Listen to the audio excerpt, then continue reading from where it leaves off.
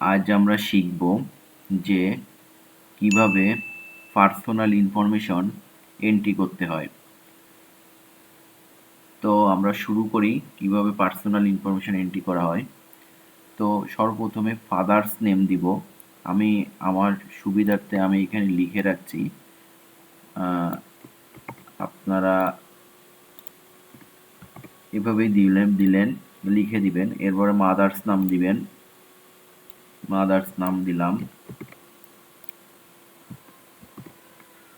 Birthday আপনাদের মতন করে দিবেন, আমি আমার মতন করে একটা দিয়ে দিলাম, ঠিক আছে। সাপোজ ধরেন যে আমি যে কোনো একটা দিয়ে দিলাম, যে কোনো একটা দিয়ে দিলাম। এরপর জেন্ডার দিলেন, আপনার মতন করে জেন্ডার দিবেন।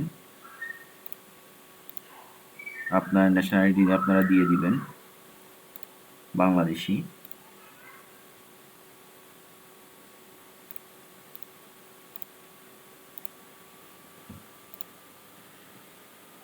এখানে ধরেন যে 5 ফিট 5 ইঞ্চি আমি লিখব, 5 ফিট 5 ইঞ্চি। ওয়েট দিলেন যে 80 কেজি। ডিভিশন ধরেন যে খুলনা দিলাম, ডিস্ট্রিক্ট বাগেরহাট দিলাম।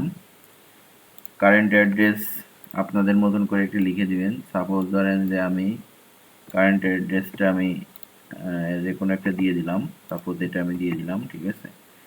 এরপর আপনারা কি করবেন, এই সম্পূর্ণটা ফিল আপ করার পরে আপনি আপডেট ইনফরমেশনে ক্লিক দিবেন।